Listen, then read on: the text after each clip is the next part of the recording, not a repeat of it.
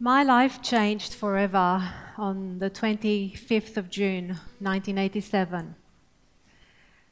I found myself at the border between Romania and Hungary, in my parents' car with my brother fast asleep in my lap.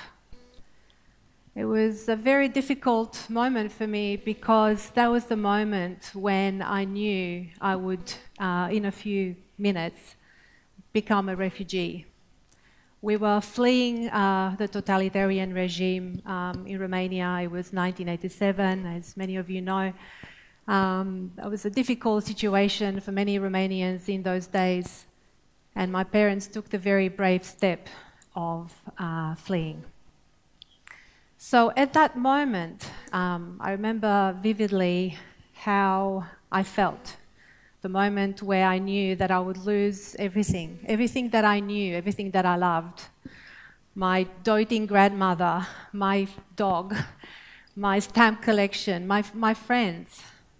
It was a moment which I'm reliving now every day through my work as a leadership consultant, helping leaders cross borders into the unknown, help leaders carve their own maps, their own paths into the unknown. That night will stay with me forever and has inspired me to work in this space. My journey has been an interesting one in that I didn't directly follow a path in the leadership space as an educator, which I'm currently pursuing. I worked as a lawyer, I worked as a refugee advocate. I tried to find my way in a new country, which was very generous in resettling us, Australia. So think back to maybe a situation in your life where you found yourself at a border. Maybe it was a metaphorical border, a moment in time when you were faced with a difficult situation which challenged you in some way. Maybe challenged your confidence, maybe challenged your competence. A moment where you perhaps were questioning where to go, what to do next. That moment is crucial in learning about leadership because that, I feel, is what we've been talking about for the last day and a half. When we are stepping into uncharted territory. We are in a world which I call VUCA. We've heard called in different ways, New Age, Hurricane. It's a world that challenges us on many different levels. VUCA is an acronym that actually comes from the American military, and it stands for V for volatility, U for uncertainty, C for complexity, and A for ambiguity. That's when change happens fast, at a fast pace, and it happens on a large scale, where challenges are complicated by many factors and you're not sure exactly which way to go, what is cause and effect, what the impact of events mean. That world, that VUCA world, is one which takes us into that uncharted territory, a new world where the path behind us is pretty clear. We know where we've come from, but we're not sure what lies ahead. So the kind of leadership that I'm interested in is about the kind of leadership that we need to develop in this place, in this space, in this context of VUCA. There are no maps and no guides to show us the way. We need to carve our own paths. We need to become leaders that actually create paths. Rather than finding the path, we're actually in the opportunity to create the path. So let me tell you the story of Glenn. His story appears in my book, Not Knowing, The Art of Turning Uncertainty into Opportunity. And for those of you who were here last year, you may have heard from Stephen D'Souza, who is the co-author of the book with me. So Glenn was the head of department in an international dairy company in Australia. And he found himself in a very challenging situation of managing a new team of people that they have just handed over to him as a result of a huge restructure. The company had never restructured before, and it found itself in a bit of disarray, in a bit of chaos. Many of you who've been through restructures know how difficult, what a difficult situation that creates in any organization. No matter how good the plan is, no matter how many processes you put in place, there is a huge loss associated with the restructure. And Glenn was feeling it personally. He had lost many good friends who'd lost jobs. And this particular team who was entrusted to him was really challenged because they didn't have a purpose anymore. They didn't have a clear direction. They didn't have a sense of safety or protection that would enable them to work out what to do next. So Glenn really struggled for many weeks. He turned up to work feeling lost.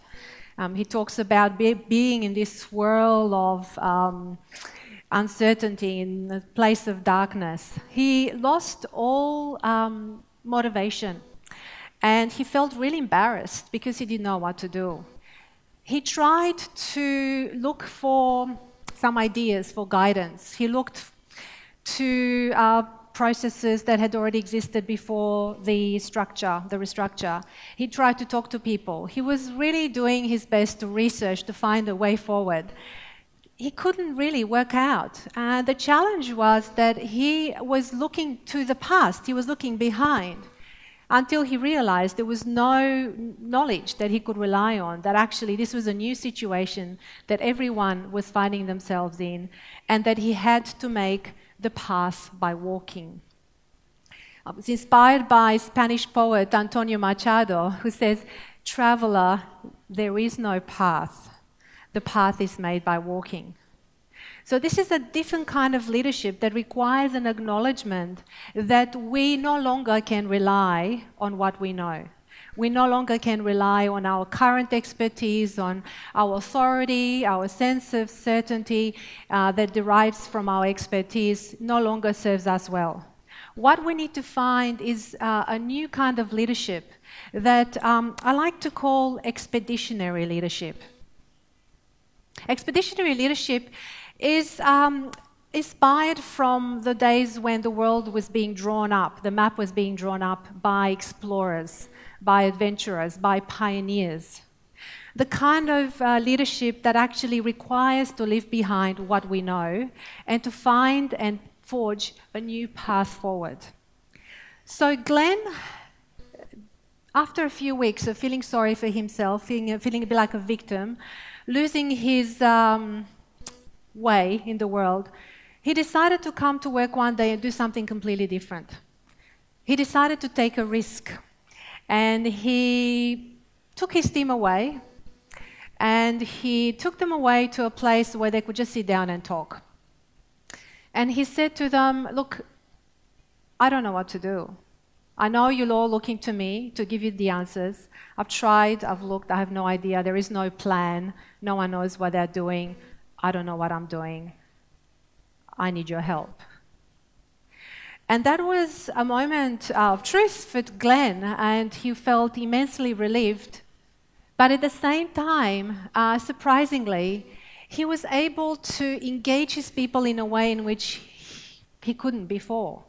That moment of risk-taking enabled him to connect with his team and mobilize them to solve the challenges they were facing together. So this expeditionary leadership sounds pretty ideal as I say it. And it's quite a simple notion, but it's actually very challenging to do.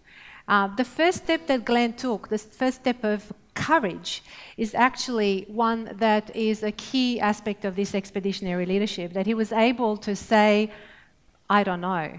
He was able to admit that his expertise was no good in this new space, and that he needed to rely on his people to work and to solve these new challenges they were facing.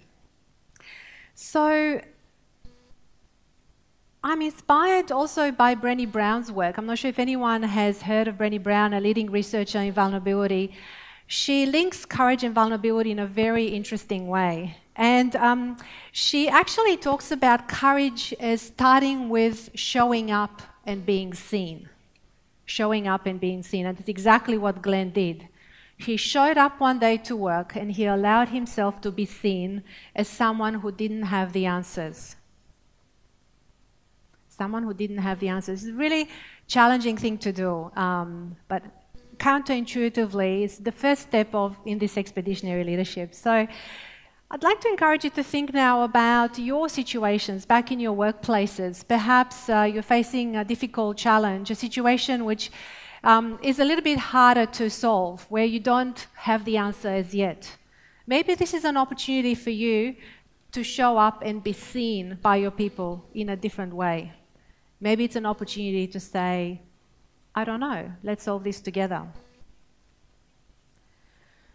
So the second step on this path to expeditionary leadership is the capability of entertaining doubt. That opens up, is a great benefit, doubt. Doubt opens up the door to curiosity. It opens up the door to exploration, to a new way of learning and seeing what is around us. As you know what it's like when you drive down the same road day by day and you kind of forget to pay attention, and you might end up at your destination having no idea how you got there. There is a danger in doing that, and our human brains are wired for that certainty, creating pathways and shortcuts all the time. It's what psychologists call heuristics. So David White, again, an inspiration for me, he's a Welsh poet. He says, if you think you know where you are, you stop looking. If you think you know where you are, you stop looking.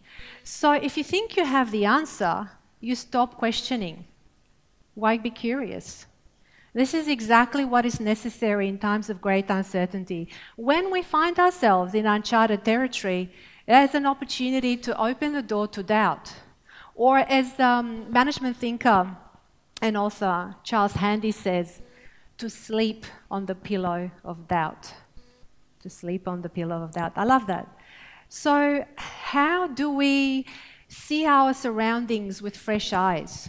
The more uncertain and the more unpredictable the world becomes, that is the very opportunity we're given to really pay attention, to sense, to explore, to collect data, and to see things with fresh eyes, not with old eyes. Let's do a little experiment now. This is about seeing things with fresh eyes. You might have someone next to you who you know. You might be sitting next to a friend or a colleague. I'd like you to turn to that person and just have a look, say hi. If you don't know anyone next to you, maybe, and you're not comfortable, have a think about someone who you know really well. Yeah, think about someone who you know really well. Okay? All right, so are you ready? Does everyone have either a partner right next to them or maybe an imaginary partner? Yeah? Yeah? Good? All right. Okay, so I'd like you to look at each other. Like to look at each other just for a moment. Might be a little bit uncomfortable, but look at each other. And bring to mind, quietly, don't talk, bring to mind any preconceived ideas, judgments, stories, facts that you have about this person. Bring to mind anything that you're holding about this person that you think you know about them. Okay? Bring that to mind. Surface those judgments, surface those stories. And now, when you're ready, let go. The person in front of you is an utter mystery to you. The person in front of you is an utter mystery to you. They have a story that you don't know. They have a birth. They have dreams and aspirations that you can't even conceive. The person in front of you is an utter mystery to you.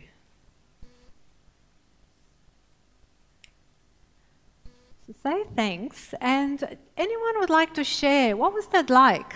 Letting go, seeing someone with fresh eyes. How did you go? Anyone closer? I might pick on someone closer.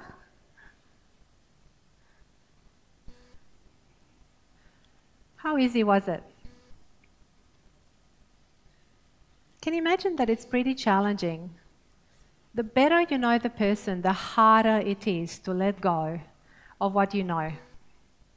And so the opportunity for you, when back in your workplaces, is to start looking at things with fresh eyes, even though they may look familiar, especially when we're dealing with difficult challenges that you're not able to solve yet.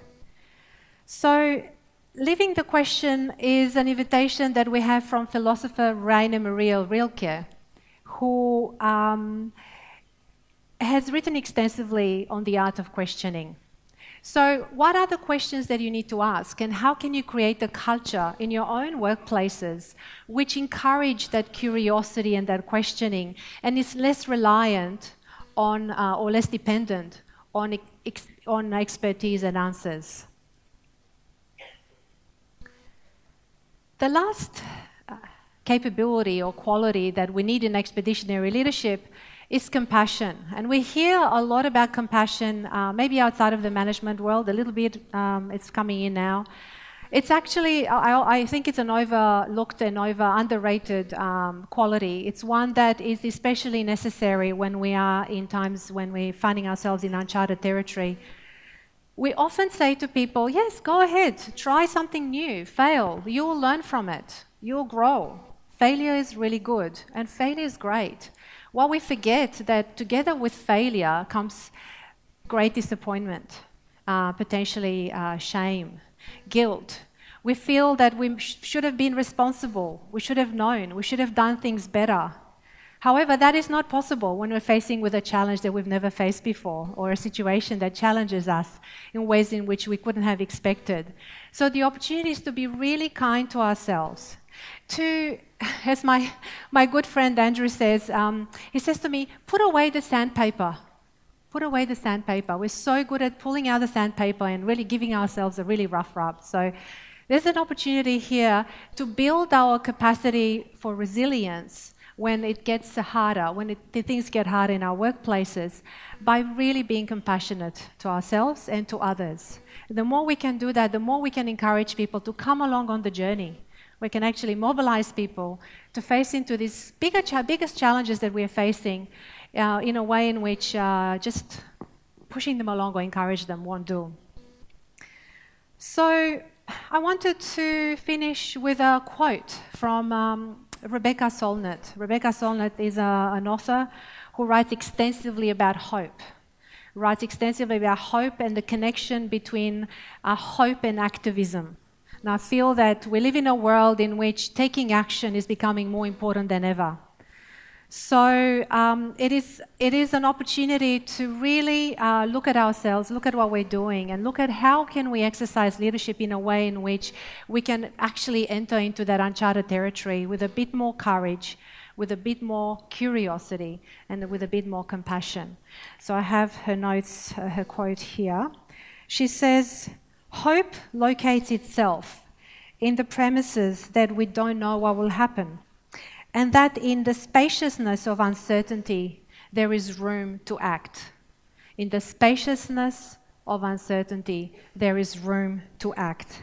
Hope is an embrace of the unknown and the unknowable, an alternative to the to the certainty of both optimists and pessimists. It's an alternative to the certainty of both optimists and pessimists. It's the belief that what we do matters, even what, when, or who it may impact are not things that we can know in advance. So it is my hope to you today that you can take a little bit of hope and inject that into your work with a bit of courage, with a bit of curiosity, and with a bit of compassion in the surface of your leadership work on the things that matter most to you and your people. Thank you. Thank you.